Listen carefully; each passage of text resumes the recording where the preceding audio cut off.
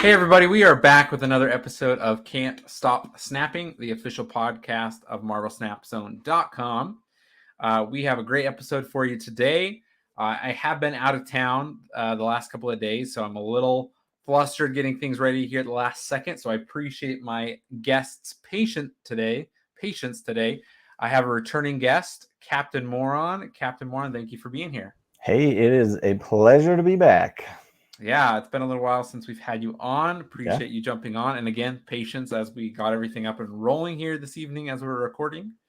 Of course. We've had you on before, so we won't have you do a full introduction, but maybe just a little refresher for listeners on the podcast, kind of what you're doing as far as content and where you're doing content. Yeah, absolutely. So I'm a very casual gamer, but I'm focused on Marvel Snap, and that's pretty much what I do these days. I stream on Twitch Tuesday, Thursday nights, and then I make a video every week on YouTube. And it's, if you like life with a dash of weird, then that's the place you want to go. I like to incorporate voice acting and do some weird theory crafting. I like RNG, so that's me. Boy, do you. No, yeah, sometimes you do some crazy stuff I'm not so sure about, but it's fun to watch. Well, we'll dive right in here. We've got a few topics we want to cover today. Obviously, the first thing we always talk about is new card this week. We will talk Iron Lad. So Iron Lad is an interesting card. I've been watching lots of people play with Iron Lad. And so Iron Lad is a 4-cost, 6-power card that copies the text.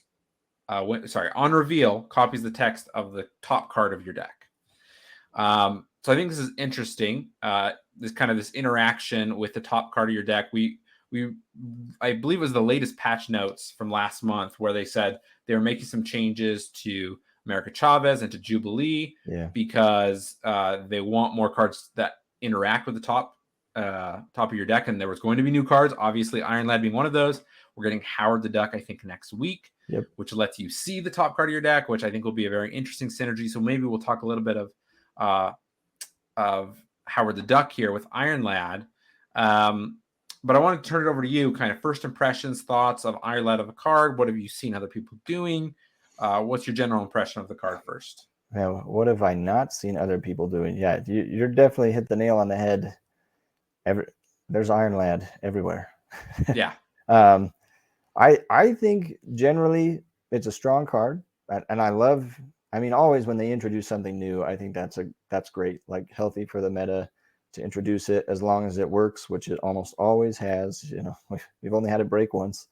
And so, yeah, I think, a 4/6 is a solid stat line in the first place.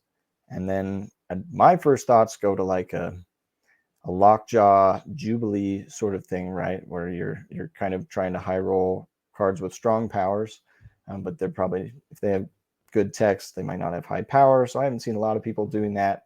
I don't know. I've seen people do a lot of things. I've seen probably a lot of control with Iron Lad. Being able to reuse those abilities, or use them ahead of time, whether they have Storm in there or Professor X. Imagine a 6-power Professor X, right? Yep. So it's fun to watch. Yeah, I've definitely seen the control aspect. People are trying to high roll some of these things. I think that's notable, right? Iron Lad being a 4-cost card, right? There's a couple things there. One, you can potentially roll out a 5-cost or a 6-cost cards text early, which I think is interesting. A lot of people that are streaming or playing, are using things like a deck tracker like the one Marvel Snapzone has, where you can kind of see your deck, see as you're drawing, see what cards you have left in your deck. That helps you understand the probability of like, okay, I have X amount of cards left in my deck, and 75% of those are really good, would be good for me to roll with Iron Lad. Yeah, let's play Iron Lad on turn 4. Maybe you want to wait to turn 5 to see what you draw on turn 5. There's things like that. Also notable, Zabu. Every time we get a new 4-cost card, we think Zabu, right? Lowers the cost. So you can potentially get Iron Lad out on 3, which I think is very powerful. But yeah, I think it's interesting. Obviously, there's that RNG aspect where you really don't know for sure what you're getting generally on the next card. But we'll talk more about this next week when Howard the Duck comes out. but I think that's a very interesting pairing. I think you're going to Yeah. see the two of them together basically in every shell you Oh play, yeah. because the power of like Howard Duck on 1, potentially Zabu on 2, which then opens up Iron Lad on turns 3, 4, 5, or 6, right, for 3 cost. You can have 4 shots at like getting a double effect of a card and knowing what the double effect will be. And I guess I'm curious, again, speculation, we haven't tried it out yet. Do you think that sounds like it'll be a little too crazy, too overused, and pay to win, right? You have to buy these 2 cards and all of a sudden you're super good? Or is that crazy talk? I think it could. You know, something I hadn't checked that I meant to look at is Howard the Duck ongoing, or is it just a regular text ability? That is a great question, and I will answer your question in 2 seconds. I believe it's just solid text. I don't believe That's what I was thinking. Howard the Duck. And I guess while you look it up for sure, if it's not ongoing, I think. Oh, it is ongoing. It is ongoing. Okay, Yeah, I good think that's clarification. important, Yeah. right? Because then we've got things like Rogue and Enchantress. Enchantress is a little late, but if you have Zabu, you can do it. But you can counter it that way, and I think that's really important because it can be really strong, especially like you said, if you can land what that ramp you just said, and then let's say you have Absorbing Man and you just double Iron Lad, whatever crazy cards you have in your deck, you know, like. And then you play the actual card, right? You could basically get the same card 3 times, right? Right. If it's an on reveal, right? Yeah. Yeah. So it could be. It definitely could be. The other good news is Iron Lad is on reveal, right? And so the good little puppy Cosmo can come to the rescue. But Iron Lad doesn't necessarily need to be played at any particular location. So it could be too strong. I don't think it will be. I think there's enough ways to counter it that it won't overpower the meta, but we'll see.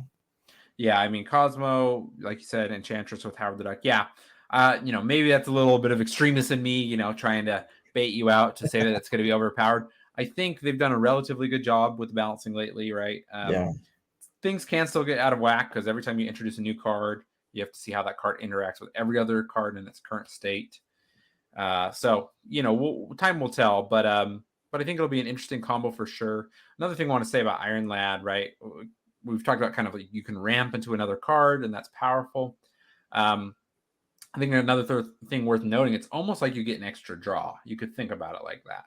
Yeah. Because if you draw Iron Lad and you don't draw any extra, like no locations are giving extra cards to you in your hand, like normally you get 9 out of your 12 cards, but that 10th card in your deck, right?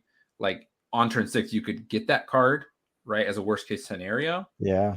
So it's almost like it increases the probability of, you getting the cards you want and being able to play it by turn 6. Obviously, the timing maybe is not helpful, right? Because it's like, well, great, my 10th card is Iceman, right? And okay, I can play Iron Lad to get Iceman's effect, but that has at that point you're just playing 6 stats on the board, right? Yeah. So it all depends on how things play out. I think Howard the Duck will make Iron Lad hit more often than not. Oh yeah, yeah. With the knowledge, but like you say, still has its counters. It can be shut down. It can be blocked. You can make it so your opponent can't play it at an ideal location, or you can play control of your own, right? Storm, kind of lock down locations early, and kind of force their hand, right? Yeah. So I thought the same thing. If worst comes to worst, control is decently popular in the meta right now, and so just go there. Yeah, and obviously, only being a few days since Iron Lad came out, people are still looking for that optimal Iron Lad list, and there may be multiple, right? I don't think there is the Iron Lad deck, or the Iron Lad / Howard the Duck deck. People are theorizing probably about that already, but honestly, even after Howard the Duck comes out, it's going to take multiple weeks, I think, before people find an optimal list, right? And by then we will have had another monthly patch and our weekly changes, right? So things are ever changing.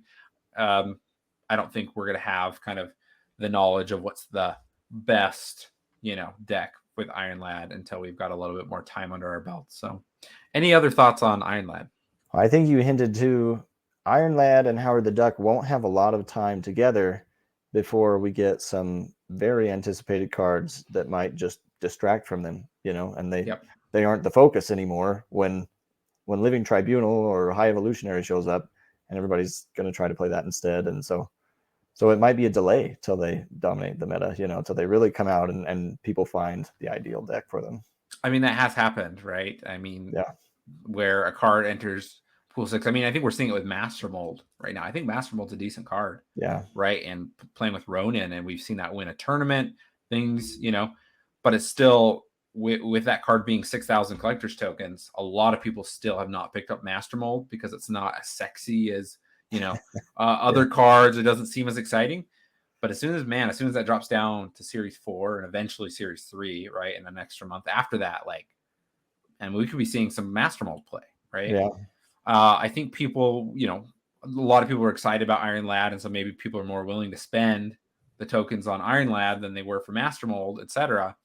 But yeah, time will tell. It'll take a while for things, but I think there's probably a lot of people out there saving their tokens for High Evolutionary. We've had the confirmation within the last week that High Evolutionary will be a big bad, will stay permanently at 6,000 tokens, permanently in asterisks, because we never know if those are permanent forever. And they've said that they're looking at reworking the card acquisition system. We don't know what that means, but that obviously, so that may end that cost at some time. So yeah, I think that's a great point to bring up. I think, and Living Tribunal, there's all these cards that are so unique. You want to be able to get all of them. If you're spending lots of money on the game, maybe you are getting all of them. I, for one, am not. That being said, I'm almost sitting on 18,000 collector's tokens, and I really don't know which ones I want to buy. So, oh no. Party wants to get Iron Lad and Howard the Duck because it sounds really fun. Yeah. But I want to wait for High Evolutionary. But also, I've wanted Living Tribunal since it leaked back in the original leaked cards when the game started in beta. Yes. But also, I've been wanting to pick up Jeff the Baby Land Shark, but now he's already been out for a while, so now I want to wait, right? It just becomes this mess of, now I have purchase paralysis. I don't I want too many cards, and even though I have a lot of tokens, as soon as I spend them, then I can't spend them on something else, right? Yep. Then June's gonna roll around with all of our cool Spider-Man cards, and yeah, don't know what I'll do. If you have thoughts, let me know online on Twitter, because I need to be swayed one direction or the other eventually. We will continue on here to our next topic, which I forgot my mouse is not working, so let me jump over here. Is the latest OTA patch. So this was last week. We're obviously a little bit behind always on these OTA patches just by the time we record and we release episodes on Thursday. So we're always kind of 1 week behind on the OTA patches at the time of hearing this. But we figure we want to cover the new cards and new locations, etc. a little sooner. So we had a bit of a smaller patch this week, and it just saw 3 buffs. The developers talked about how, the meta is kind of more balanced. They're seeing lots of cards, lots of decks with high play, high win rates, etc.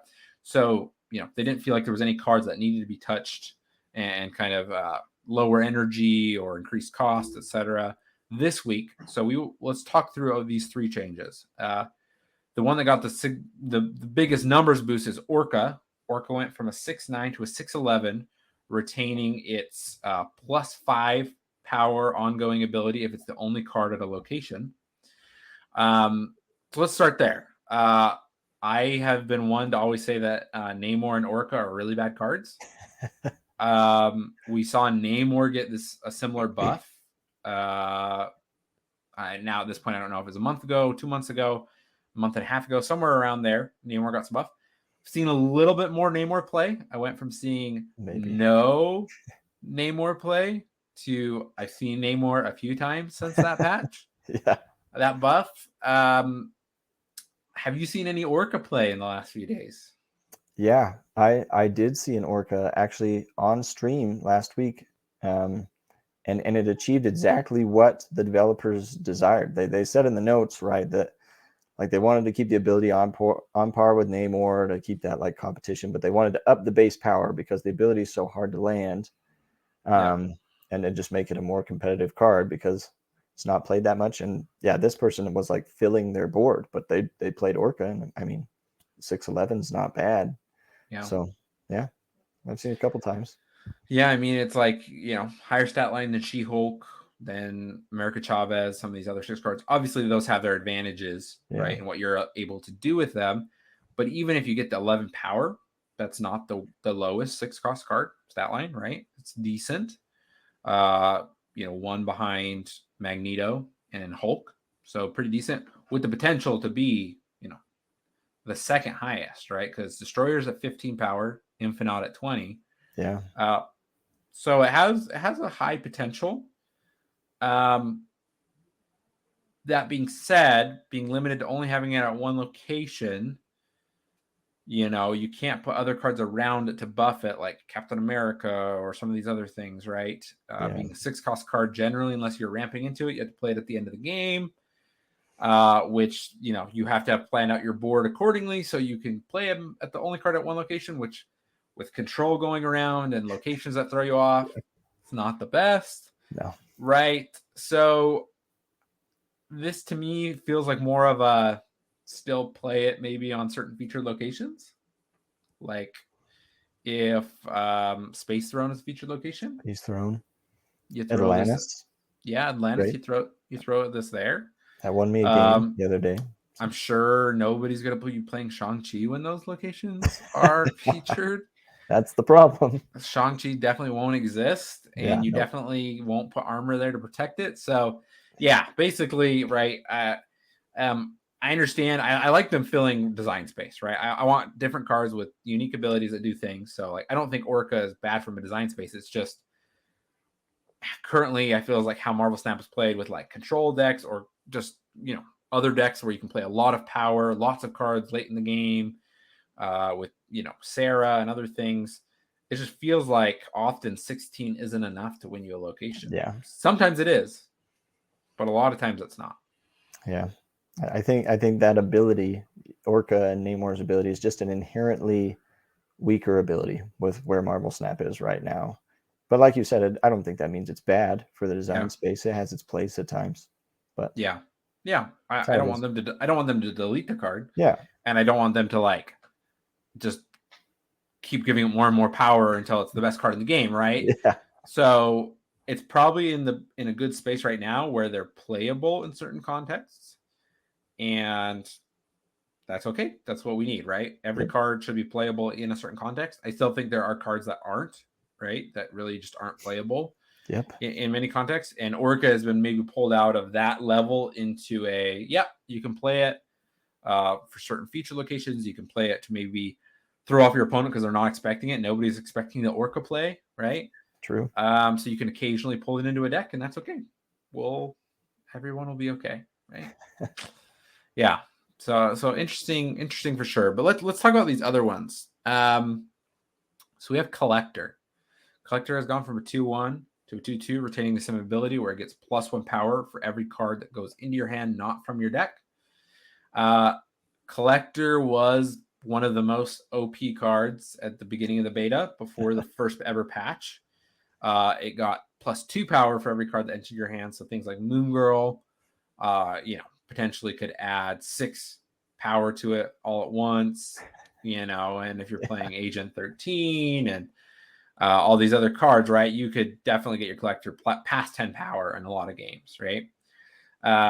So Collector, they nerfed him, and he never really seen the same amount of play, even as we've had, as the beta went on and the game fully rolled out, we started to see things like Bounce and other things where you had other synergies with Collector, but Collector never was the best to like slot in there. Usually you wanted other cards over Collector. With 2 power, just bumps him up a little bit. What are your thoughts on this change? I was a little surprised. I think Collector's not. He's not played that much. It's true. Like the Collector deck, quote unquote, isn't a very big one in the meta. Yep. I mean, it rarely makes the tier list, I would think, probably at all. But so I can see why they did the buff. However, for a long time, spoiler alert, there's been a data mined card that I have looked at several times and thought to myself, that will make Collector much stronger. And and it's still there. But who knows when that card will come out. And which one is it? It is Bullseye, which is a 1-cost card that ensures when you play it, it makes sure the next card you draw is a 2-cost if you have any left in your deck. Because I think Collector's problem is if you get them out on 2, that's a solid card, right? But that's too often you don't get them out on 2, and then you get them out late and it's a 2-1 or even now a 2-2, and maybe you buff it once or twice and it's like, okay. It's 2-4, yeah. And so I think that will make him more powerful, and maybe at that time he will get nerfed because he'll become too powerful. But I think this is good, at least in the meantime, because he wasn't played a lot. Yeah, it's interesting. I mean, he's definitely a card you need to get down early. Like if you're playing like a dino shell of some sort, if you have a dinosaur package, right? You got Moon Girl, maybe you got Agent 13, maybe you got what's his name? Draws a 3 and a 4-cost card. Agent Coulson, 3 or 4-cost card, or even Nick Fury, if you're a Nick Fury believer, right? Like, you know, those things buff Collector and, you know, set up your dino to be powerful. But like if you're drawing Collector on 4, 5, and 6, like you're not going to normally be playing Collector probably down because there's more other important cards you need to be playing to set up your dino, which is more of your win con in those kinds of games. Right. So yeah, so it's kind of like if you don't draw them on 2 or 3, or, you know, 1, 2, or 3, and you're not able to get them down on 2 or 3, it's a little tricky. Just kind of dead weight. Yep. Kind of dead weight. It's not like some other cards where, it's best to get them early, but you could still, you know, draw and play late, and it's still good, right? So, yeah, I'm interested. I'm interested to see if we see an uptick on anything. I mean, at most, I think we're going to see, you know, bounce decks, things like that, where we're seeing some decent play. Maybe find more room for Collector. Maybe they drop a card for Collector. Yeah. You know, switch them out. But I don't think it's going to shift anything too crazy, right? It's just makes him more of an option, so you can have variety in those types of decks, right? Yeah, I agree. Yeah. Last change here. A lot of people have been excited about this, and I've played around with it myself a little bit. Luke Cage has gone from a 2-1 to a 2-2, retaining the ongoing ability that your cards can't have their power lowered. And that is even after their power's been lowered previously. If you play him on the board on turn 6, it brings their power back up to their original power. I know, you know, Luke Cage is used in a couple different shells, right? Things like Hazmat, where you're throwing some crap across the board, rocks and Green Goblin, and you're trying to lower your opponent's power while retaining your power, because then it kind of like doubles up that effect, right? But one of the things that I saw a lot of people excited about and kind of brought a deck up onto the tier list, which we'll talk about a little bit later, is Cerebro 2. There were people already playing Luke Cage and Cerebro 2, but you obviously didn't get the buff on Luke Cage. It was just to kind of like make sure you don't get a Scorpion doesn't throw off your plan or location. Or location. Yeah, exactly. That you know, Luke Cage was kind of that insurance. But this just makes him that much better to play, because now all of a sudden you get Cerebro and Mystique down on the board, and you're looking at a 2-6 Luke Cage as well, right? What are your thoughts on the Luke Cage change? No, you hit the nail on the head. I thought to myself originally, I thought Luke Cage saw plenty of play. Like he's a decent. I mean, that's a great ability, like you said, doubled up with even with just one Hazmat. That swing is pretty nice. Yeah. But yeah, even the developer notes sounded like this was a Cerebro buff more than it was a Luke Cage buff. And I think that's good. Cerebro, I see Cerebro never, except for last night after the OTA when it 8-cubed me. So yeah, that does happen. Yeah, it hurt, but they achieved their goal, and Cerebro can have a place now, and that's a good thing. Yeah. No, I think Cerebro's been a deck that's kind of come and gone, that a lot of people have enjoyed and wanted to be good, and it's been better at different times, more than others. But this potentially gives Cerebro 2 just a better, maybe ongoing place, right, where you can pick it up and play it. I played some of it myself, won some games, lost some games, you know. Was fun, but usually not my cup of tea, the Cerebro decks. Just not my preference. But Yeah, I think it's an interesting change. I love this. Right, where we've seen, they say on average they're going to do 2 to 4 cards per week with these OTA balances. The first couple we've seen 4. This is the first one with 3, but this is the first one where it's been all buffs. So I think that's interesting. They're willing to do that, right? It doesn't have to be nerfs and buffs. I like them not like nerfing a card just because, like, oh, we need to nerf a card, right? Yeah. I appreciate that. I think that's good. I think there are plenty of cards that are still in need of a buff, right? So my hope is, tomorrow, we're recording this Wednesday, so tomorrow we'll have another OTA balance patch, and I'm hoping we'll see some more buffs. I mean, bring me the crystal buff, the red skull buff, the angel buff, right? There's a lot of things. Strong guy. Yeah. So hopefully, we'll see what happens. Did you know that Strong Guy, I think you know this, but Strong Guy I'm pretty sure used to be like a 2-cost card. Whoa. Yeah. I did not remember that. Yeah. That was early on in the beta. And he got kind of nerfed into with that going from a 2-cost to a 4-cost. Definitely put him in his place. Yeah. Because that was a very powerful and Lady Sif was 3 cost. She is now, but Ghost Rider was 3 cost as well. What?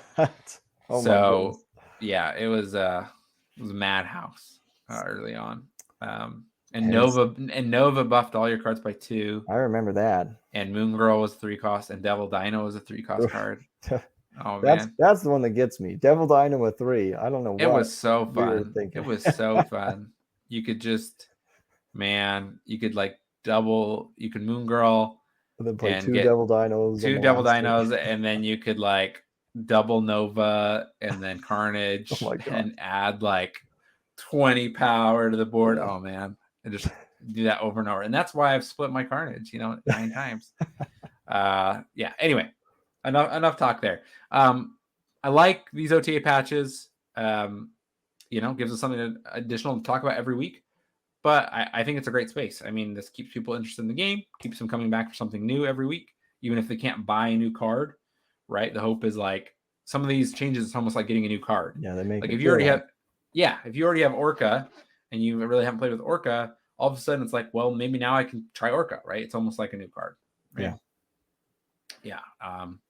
Any other thoughts on OTA balance patch? I think, like you said, this is the first one of just buffs, and we've been clamoring for buffs. Everyone is clamoring for, give me more buffs, except for people that are really upset with certain cards, but that's okay.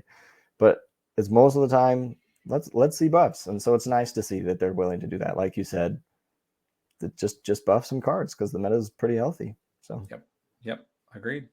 Okay, well, we will take a quick ad break and we will be right back.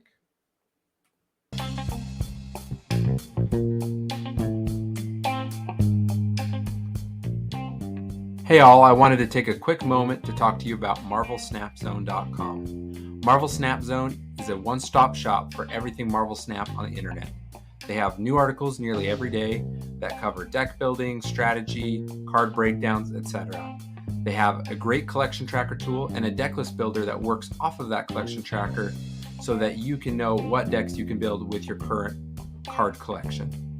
They have guides and deck lists for all level of players and all collection level of players.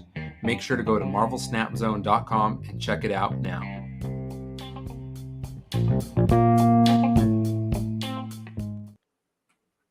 Okay, we are back. We will jump back over to our... Oh, I did it wrong. I thought I was going to get it right this time. For those watching, sometimes I click on the wrong button. But we will continue on here to our last topic. Sometimes we have 4 topics. We do 2 before and 2 after, but this topic will kind of take us through the end of the time here. We've been, the last couple weeks, we've been talking the tier list, but I wanted to look at it from a slightly different angle this week. So this is the latest tier list on MarvelSnapZone.com as of May 9th. If you're watching, you can see it here. If you want to see the list we're referencing, we'll talk through some of the things on the list here, but you can find it at MarvelSnapZone.com. So one thing to note here is that we have 3 decks currently in tier 1, but the tier 2s and tier 3 are bigger than average. We have 7 decks in tier 2. Whoa. We have 6 decks in tier 3, and that we've added tier 4, which we've had in the past. Sometimes not. We have 3 decks in tier 4. I also don't normally include in my screenshots here. We do have like budget decks that are kind of for the lower tier, as well as silent performers. So we've got 4 budget decks, 4 silent performers there on the list as well. So the list is bigger than normal. And what does that mean? I mean, one thing that means we're looking at more lists here, but it means that there are more decks that are performing overall at a higher level on average, which is really cool. We've talked a little bit about this last week, where it seems like more things are playable in the current big patch and with the OTA patches that have been happening. So I think that's interesting. So we'll talk about that. But another interesting thing that I wanted to propose to you is kind of a question and thought. I've seen some discourse online where people have said, and they haven't said this in a negative way. They've made clear that this is not a complaint, but I've noticed, this is other people speaking, I've noticed that it's I feel a little bit more lost on what I should be playing, and I don't stick with decks for as long as I used to. Now, I think part of that, is because there's not the clear S tier decks. I mean, some people may argue, yes, some of these tier 1s maybe are moving that direction, or there may be other decks that pop up there, but nothing feels quite as powerful as the Shuri deck was, as the Thanos deck was, as the some of the Zabu decks in the past, and the Silver Surfer decks, right? Before those all received changes over time. Nothing is quite there at that level currently right now is the general vibe I'm seeing online. A lot of people are feeling, which is a good thing. Like we like that. We like not seeing the exact same deck every single time. But on the other hand, people are like, well, now what do I climb with? And what do I play with? And it maybe feels a little bit harder for some people. So I'm setting the stage. I said a lot. Want to hear your thoughts on those topics and those thoughts that people are sharing. Well, first off, you prophesied just a week or two ago. You said that you felt the very same way. You felt like, yeah, we don't like a deck to dominate, but then again, it's kind of nice to know what you're going to go up against. And I've experienced the same thing, right? For some reason, I'm a stubborn person and refuse to play top meta decks, and so it would always be, what can I play to counter the top meta deck? But now it's unclear what's on top, and so I don't know what to do. But put every tech card in one deck, and then you'll be good. Yeah, that I'm sure that would be very successful. Nope, don't do that. But I think overall it is a positive thing. I think it's funny because at the time you said that, and everyone was just kind of like, this is so nice that we're not just annoyed by running into the same deck every other game. But I think it's worn on us because now we're like, but what do we do? But I think it's positive because it encourages exploring new things, and I think that will bring out who knows what in the meta. I think something will come out, and eventually we'll need a nerf, right? And maybe that won't be until some very anticipated cards come out. I don't know, but I think it's good in the meantime because it encourages exploration, and that's always, at least for me, been the funnest part of Marvel Snap. Is with only 12 cards, it's so easy to build different decks and slot this card in instead of that card, and think, maybe nobody's ever played this deck, but it does really well for me, and think you might have stumbled across something new and wonderful. And I think that's what makes Snap fun. And so I think it's really good, despite the discomfort that's created by having no idea what we're going to go up against, which also makes it maybe a little harder to climb. Yeah, I think that's a great point, right? Part of it is there's the side of like, what do I play? What do I play to climb with? What's good, right? That's what all card gamers want to know. What's good? What's good? What can I play with? What's going to be the best? How am I going to win, right? What's going to get me the most cubes? But on the other side, right, you kind of talking more from a defensive strategy, right? Like people that like, you kind of want, when there's a featured location, you kind of know what type of things people are going to play, so you can kind of play counter to that as well. Yep. But without having kind of decks that you're seeing like 50, 60, 70% of the time, right? Maybe often that's been like 2 or 3 decks we've seen kind of that percentage of the time. Yep. Without that, it's harder to build a counter deck, right? Which is good and bad, right? Yeah. Pros and cons. I think ultimately it's good. I think ultimately it's positive because you bring up a strong point. It encourages experimentation. This is something I've been saying for almost a year now because Since the beginning. podcast has almost been going for a year at this point. A couple more weeks here, we'll hit our 1 year mark. And that is that, for me and for a lot of people, other card games where you have to build a 40, 50, plus card deck, that can feel very overwhelming, right? Like, how do I build the optimal list? Am I just building this garbage deck? Am I investing all this time? It takes longer and you have to think through more things. In Marvel Snap with the 12 card deck, right? Like changing out 2 cards can change out a whole win con, or can add a sub win con, or can add a counter strategy, right? Or a different, tech against other types of decks. So there's so much you can do and so much nuance that I think it truly is more accessible for people to play around and try new things. I think that's still scary. I mean, that even becomes scary for me sometimes. I've got used to playing kind of the best decks, and sometimes, yes, I do try other things and I experiment a little bit, but it definitely felt safe when I could just go back to a sure thing, right? Yep. So I think this is good. I think this encourages people to try new things and to experiment more and hopefully try out more cards, enjoy their full collection of cards in Marvel Snap. But there may be a little bit of a dip till we all realize that. Yep.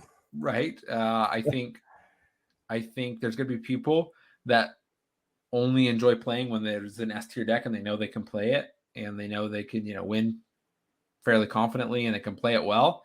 And when they can't do that anymore, maybe they're not interested in the game anymore, right? Maybe there's some players lost when there is a more healthy meta, which I think is really interesting.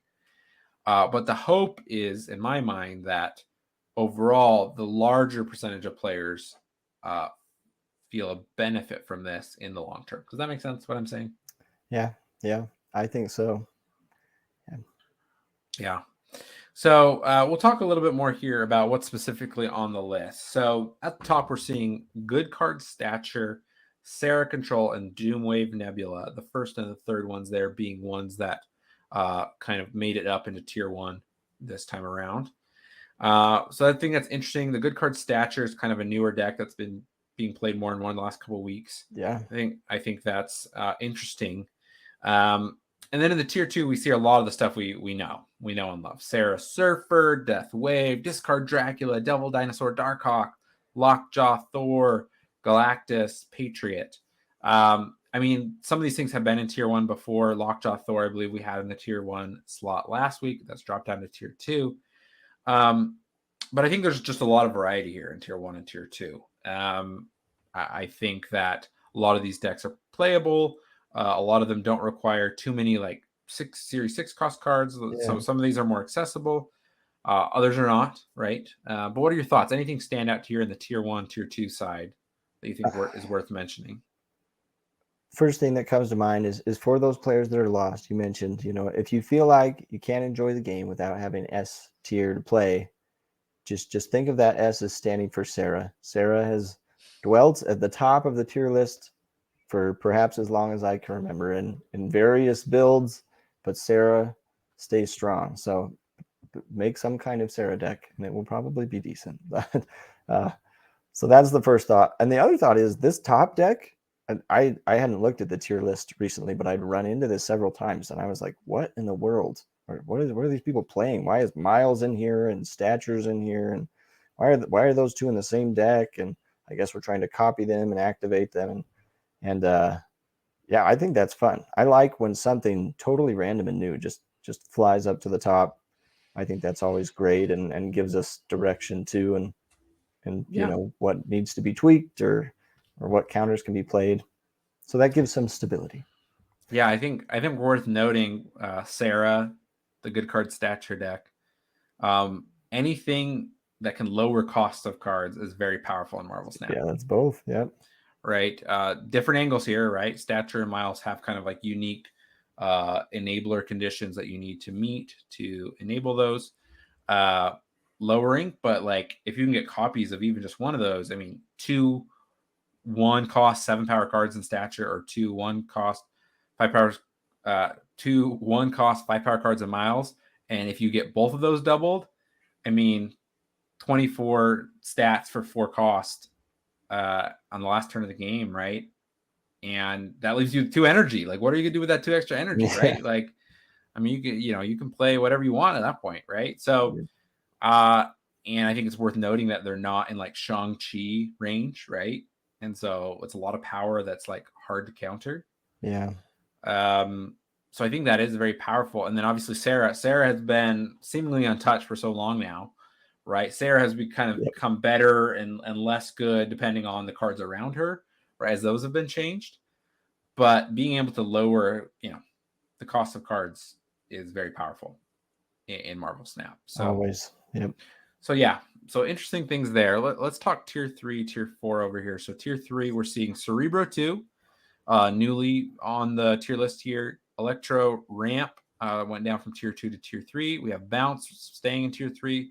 Thanos Ongoing Zoo, new to tier 3. Hella Discard, which was crazy for me to see that. Hella has been missing for a long time, but man, Hella's making a comeback. Hella Discard, Kazookula, kind of a Kazoo Dracula. And then, so that's tier 3. And then tier 4, we've got Thanos Junk, we've got Control, and we've got Move, and we've got Negative. Yeah, a lot to unpack there. Yeah. Even more variety, it seems like. Maybe a little bit more RNG with some of these things. Or just kind of maybe slightly more difficult win conditions. What are your thoughts on these ones? Anything stand out to you? Yeah, well, preach on the Hella Discard and RNG. That for the longest time, that's been put down because it takes too much. But if you know when to retreat, it can be good. So I personally, my heart is warmed because the Move deck is on the tier list. That is a monumental day. And next month will only improve its prospects, I believe. And so I've always been a Move advocate. I love the Move deck. For some reason, the mental gymnastics it requires are enjoyable to me. And so that brings great joy to my soul. And I think that's part of what we're seeing in the healthy meta is unusual things are having a decent shot or doing pretty well. And that's fun. We can play stuff that before we could play and we'd probably lose a lot, Yeah. Well, you know me, I've always been a big believer in Move. Now you know that me and Move haven't got along. Listeners probably know I know Move has power to it, and there's people like Krakenol who's like, I think the last 4 seasons he's made it to Infinite with like a Move Surfer deck. Really? He's maybe one of the best Move players. That's his favorite way to play, and he's done really well with that. So I know there's power to it. I think I'm just maybe too dumb. Maybe that's part of it for it. I think it definitely is a high skill level. Move is a high skill level. Yeah. There's so many moving pieces. Like you say, June is a Move month. I mean, I think almost every card we're getting in June has Move synergy with it. And so I think it's only going to get like crazier in a good way, maybe even harder to play in some ways at the highest skill level, but in other ways, maybe more accessible because there's more options, right? So I think that'll be interesting. Just seeing these cards on the list makes me, I want to pull back out my Hella deck. I used to play Hella exclusively for a while, for a long time last year. And that was my deck. And then looking back on it, I've just thought, why did I ever play that? But we'll see. Maybe I'll pull it back out. There's a couple other things I want to play on here. So overall, feeling very positive about this latest tier list. Excited to see so many things thriving and people experimenting with more and more. I think it's fun matching up against different things. It's making it harder for me to not play or to play Marvel Snap when I'm not focused on the game. True. It's harder for me to play it as like a multitasking thing because man, I need to be on my toes, know what to expect, know what potentially I'm playing against, and know that all of these decks could be out there, right? Yeah. So it's a good and a bad thing. Can't get free cubes by only paying half attention. I need to be fully focused or I am going to drop ranks. So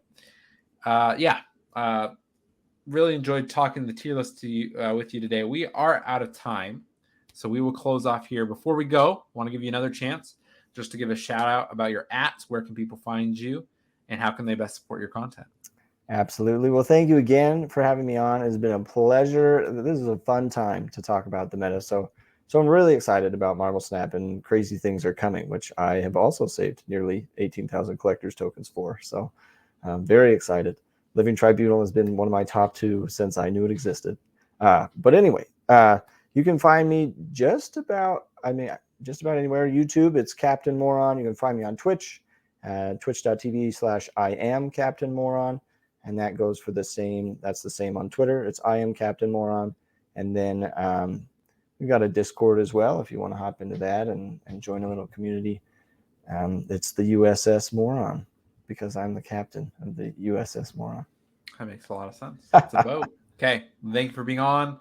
Listeners, as always, thank you so much for being here. We appreciate your continued support. Like I said, we're almost to a year, so I appreciate the continued support for so long now, the listening. And with that all being said, we will catch you in the next episode. Thanks.